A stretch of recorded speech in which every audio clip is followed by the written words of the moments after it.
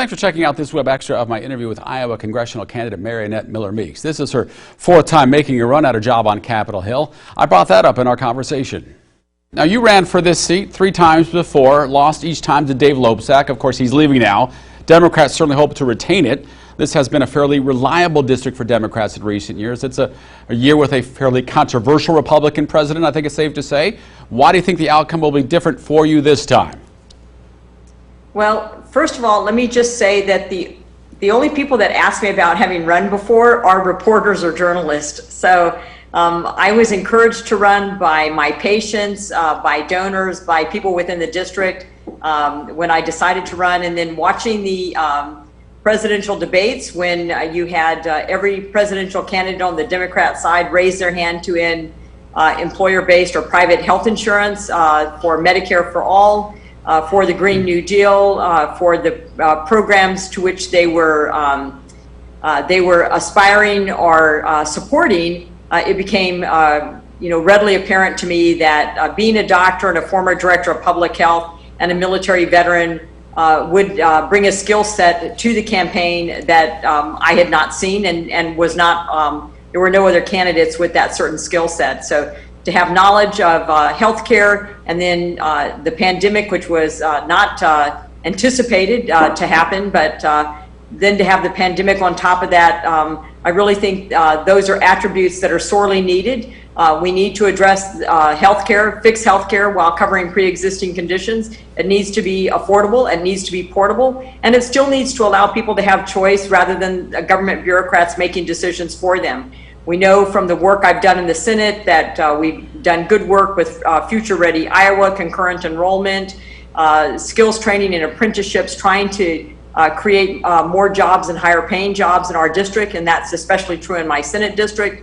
And then, having a government that's accountable and having fair and free trade agreements that position the United States and Iowa for the 21st century. So these were things that were within my wheelhouse that I was doing at the Senate level. And I think, with an open seat and not having an incumbent on the ballot makes a big difference. So I have a skill set that's desirable, and I'm looking forward to the last 12 days of this campaign. Now, I want to get to some of those issues in a moment. I want to talk about one more political challenge for you, because you did win a competitive primary with the Republican Party machine behind you. You enjoyed a financial advantage for the primary among your competitors. Now you're at more than a 2-to-1 disadvantage in money to Democrat Rita Hart going into the general election. How do you overcome that?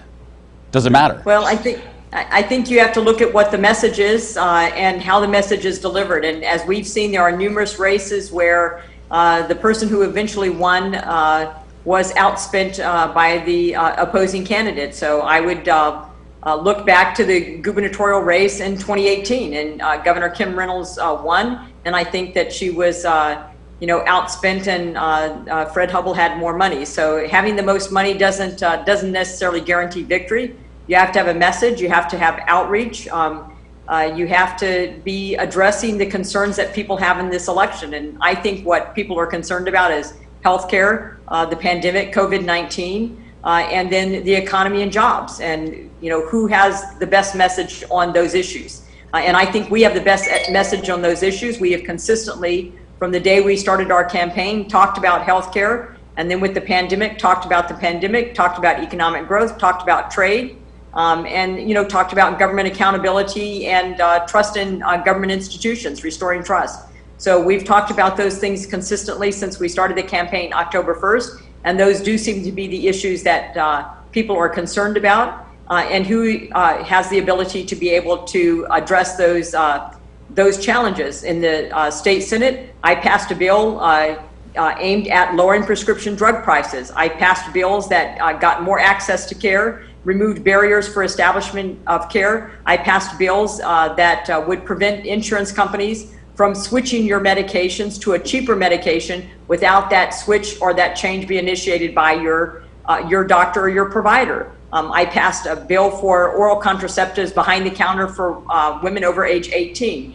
We passed farm bills for beginning farmers. So broadband, I passed the broadband bill within the state Senate has gone on to become a law, getting rural access to broadband. And that has become so important with the pandemic, be it telemedicine, telehealth, telelearning, or telework. So I have a Senate record which really underscores that even in one session, I have the ability to not only listen, to hear people's concerns, but to act upon them and to see results.